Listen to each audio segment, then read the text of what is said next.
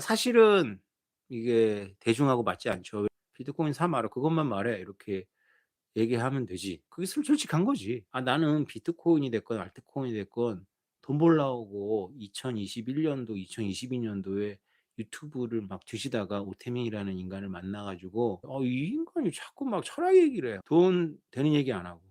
음. 그런데 시간이 지나고 지금 2년 3년 됐잖아. 보면 여러분들이 돈 버는 데 도움이 돼.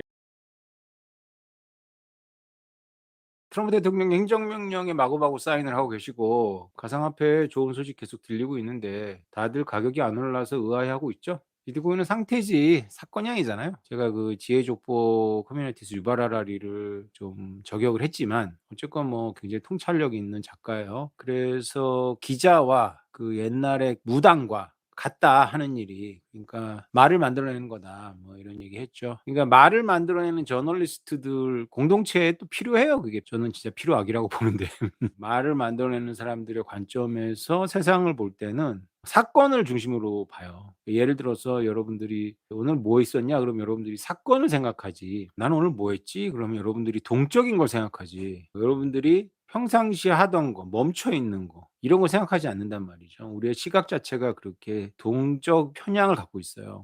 그러니까 "자동차는 뭐에 쓰는 거냐?" 그러면 우리는 자동차의 동적인 움직임에 주목을 하지만 자동차를 관찰해 보면 주로 서 있습니다. 그렇다 해서 우리 인간이 서로 얘기하면서 "자동차는 뭐 하는 거냐?" 그러면 "서 있는 거야." 이렇게 얘기는 안 하잖아요. 그죠? 자동차의 일생을 단순하게 얘기를 하면 거의 서 있다가 노쇠해서 폐차되는 거예요. 가끔 위치를 이동할 뿐이에요. 근데 우리는 그렇게 기억 안 하죠. 자동차 그러면 움직이는 거, 우리는 동적인 걸 기억하죠. 이 말을 만들어내는 직업을 갖고 있는 기자들이 특히 그래요. 그래서 뭐든지 사건을 중심으로 얘기를 하니까 비트코인도 당연히 사건 중심으로 서술을 합니다. 그런데 비트코인은 그런 사건들이 비트코인에서 차지하는 비중이 높지 않아요. 왜냐하면 비트코인은 결국은 이미 이 뿌리를 내린 거기 때문에 수많은 사람들이 각자의 사정에 따라서 사기도 하고 팔기도 하는 그 무수한 것들인데, 사기도 팔기도 하는 것 사이 속에서 언제나 딱 똑같이 맞아떨어지지가 않죠. 그러다 보면 그 차이에 의해서 오르락내리락 하는데, 그거에 대해서 이 제비들이 말을 해야 되니까 자꾸 말을 만들어요. 말을 만들다 보니까 말도 안 되는 말을 만드는 거예요. 그걸 지난 10년 동안 제가 관찰을 했어요. 그러니까 그냥 원래 오르고 원래 내리는데 뭐 오르면 뭔가 동적인 원인을 찾아야 되고 내리면 뭔가 또 동적인 원인을 찾아야 되는 거예요. 그냥 상태다 비트코인은. 그래서 여러분들이 그 상태에 대한 인지를 좀 하셔야 된다. 사건 중심으로 보는 내러티브라 그래요. 내러티브들은 우리 인간이 워낙 그걸 좋아하고 그걸 그렇게 인식하는 훈련이 되어 있기 때문에 뭐 그것도 필요하죠. 여러분들 그것도 참고하시는데, 유튜버들 중에 인제 가상화폐 가지고 하는 유튜버들 많잖아요. 그러면 인제 저도 가끔 봐요. 왜냐하면 대신 공부해 주는 게 많고 또 이제 그분들이 하는 말이 옳아서라기보다는 제가 보는 관점은 이거죠. 요새 뭐라고 말하는지, 그러니까 요새 분위기를 뭐라고 말하는지를 이제 보려면 인제 제가 랜덤으로 선택하는 분들이 몇 분 계세요. 보면 '아 요 동네에서는 요렇게 말하는구나.' 하는 거 아는 거지, 그 말이 맞다라고 보진 않아요. 왜냐하면 그게 맞을 수가 없어. 그냥 상황은 변하거든. 그러니까 우리 생각에는 이 동적인 편향을 인지하지 못하는 사람들은 세상이 그렇게 기계적인 인과론적으로 연결되어 있다고 생각하니까 트럼프가 행정명령에 사인을 딱 하면 가격이 빡 올라야 되고, 가격이 안 오르면 이상한 거고 뭐 또 다른 원인이 있는 거고 막 이렇게 생각하는 거지. 근데 그렇지 않다. 그거보다 훨씬 더, 물론 그런 그 영향이 없지 않아 있겠지만 그보다 훨씬 더 많은 원인과 결과들이 숨어 있다는 거죠, 그냥 일상적으로. 왜냐하면 그 개개인의 사람들이 어떤 경우는 또 팔아야 되고 어떤 경우는 사야 되고 뭐 하는 그 무수한 것들이 있는 거예요. 여러분들 비트코인 공부하셔야 됩니다. 여러분들이 지금 공부하시는 것이 결코 늦은 게 아닙니다. 여러분들이 앞으로 20년, 30년 사셔야 되는데 그동안에 또 기회가 오거든요. 그럼 지금 비트코인 공부를 제대로 하시는 게 좋습니다. 그래서 여러분 마련했습니다. 비트코인 익스프레스 콜렉션. 자, 비트코인 익스프레스 컬렉션은 제가 10년 동안 떠들었던 거예요. 제가 10년 동안 썼던 글들을 모아서 꼭 필요한 것만 정리했습니다. 여러분들 이 행운을 놓치지 마십시오.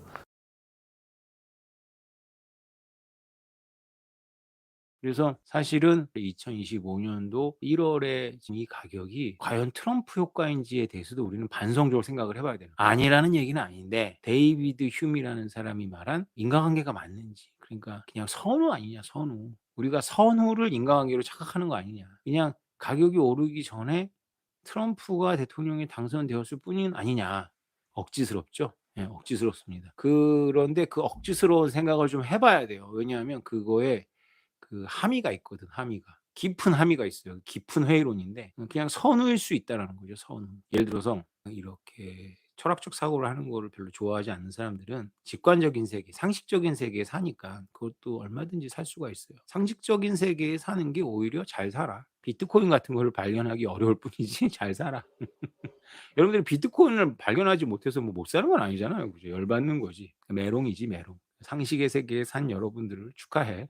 데이비드 휴미 당구공을 치는 거지. 큐대로 당구공을 쳐가지고 이 공을 딱 맞췄어. 그러면 내가 큐대로 이 당구공을 밀어서 이 공을 쳤으니까 이 공이 굴러가. 상식의 세계에서는 인과관계가 맞는데 이게 선우라는 거지. 그러면 이게 억지스럽잖아요. 그런데 잘 생각해보면 여기에 함의가 있어. 이 공이 얘를 쳤어. 그런데 왜 쳤는데 이 공이 앞으로 가지? 이걸 고민해 보는 거지. 그러면 아이고 당연히 쳤으니까 앞으로 가지 새끼야. 그러면 너를 내가 밀었는데 너 안 밀리냐? 이렇게 얘기를 할 텐데 이걸 깊이 고민해 보는 거야. 쳤는데 왜 앞으로 가지? 쳤는데 앞으로 안 갈 수도 있잖아. 그죠? 이제 그 블랙박스라고 그러는데 우리가 인풋을 하면 아웃풋이 있는데 그 블랙박스라는 거 우리는 관찰자 시점이니까 그야말로 블랙박스야, 블랙박스. 그 대신 우리가 관찰하는 거는 인풋과 아웃풋이지. 인풋과 아웃풋을 통해서 블랙박스를 관찰하는데 이 블랙박스는 영원히 미스테리하다는 거지. 영원히 미스테리해요, 지금. 왜냐하면 이게 궁극적인 차원에서까지 답이 되려면 통일장 이론이 나와야 될 거야. 좀 그렇게 알고 있어요. 우리가 중력이라고 칠해서 아는 것 같지만 우리가 중력이라고 치고 블랙박스 처리하는 거죠. 중력이라고 라벨링을 하고 그 안에 안 들여다보는 거죠. 모르니까. 얘기가 좀 너무 깊이 들어갔는데 결국은 우리가 자연과학에서는 다 블랙박스 처리하는 거예요. 궁극적으로 또 블랙박스를 해체해서 안다고 생각했는데 그 아래 또 블랙박스가 있는 거야. 또 블랙박스가 있고. 영원히 블랙박스가 있는 거예요. 블랙박스 안은 모르는 거지. 인풋과 아웃풋만 아는 거지. 그러니까 데이비드 휴미만의 인과관계라는 게 인풋하고 아웃풋은 나오는데 그 블랙박스 우리가 모르기 때문에 어느 날은 인풋했는데 그 아웃풋이 안 나올 수 있는 거지. 이런 말을 하는데 조회수가 올라가네. 우와, 굉장한 교양인들이다. 이런 고민을 하다니. 이야. 내 지혜 족보를 보면 그 지금 13만이잖아요. 그게 뭐 불만 있다는 거 전혀 아니에요. 근데 뭐 얼마든지 뭐 30만, 20만, 뭐 40만 우리가 보기에는 쉽게 가는 그런 코인 방송들 많다고. 그러니까 사실은 이게 대중하고 맞지 않죠. 왜냐하면 야, 그래서 오른다는 거야, 내린다는 거야. 그 사 마라 이런 얘기를 원하는 건데 그런 얘기 안 하거든 잘. 사실은 솔직한 거지 뭐 시장이.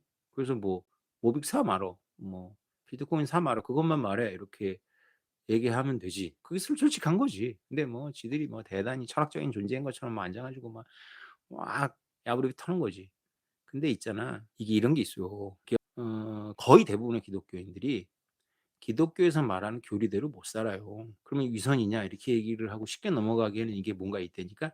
그래서 여러분들이 한 발 더 떨어져서 한 단계 더 성숙해서 보면 젊을 때는 그게 위선으로 보여요. 근데 그 스트러글 자체가 우리를 건강하게 하는 게 있어. 그 무슨 얘기냐면 이런 거야.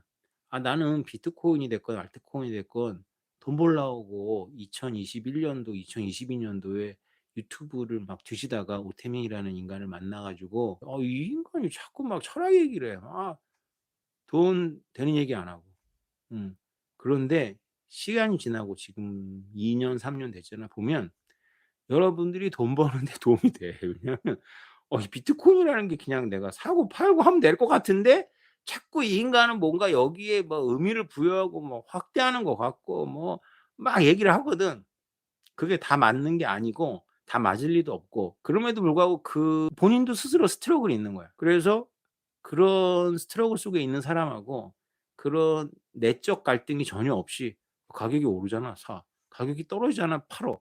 뭐 이런 사람하고 나중에 결과를 보면 사람마다 조금 다른 변수들이 있겠지만 그래도 스트러글을 갖고 있는 사람이 이 시장에 남아 있을 가능성이 높아요. 그러니까 또 이게 의미가 없는 게 아니야. 다 위선이 아니라니까. 그러니까 우리가 정신적이기만 한 존재가 아니다라는 걸 알고 내가 어떤 철학사조를 생각할 때 '내가 지금 무리 행동을 하고 있는 건 아닌가.' 잘 생각해야 돼. 그게 이제 우리가 스스로 생각하지 않고 페로몬대로 생각하고 있는 그 무리들일 수 있거든. 그러면 그거는 뭐 운이 좋으면 줄 잘 섰으니까 그나마 그 안에서 뭔가 하겠지만은 어 거기서 뭔가 더 생산적이거나 더 고차원적인 내적 성숙이 나오지 않죠.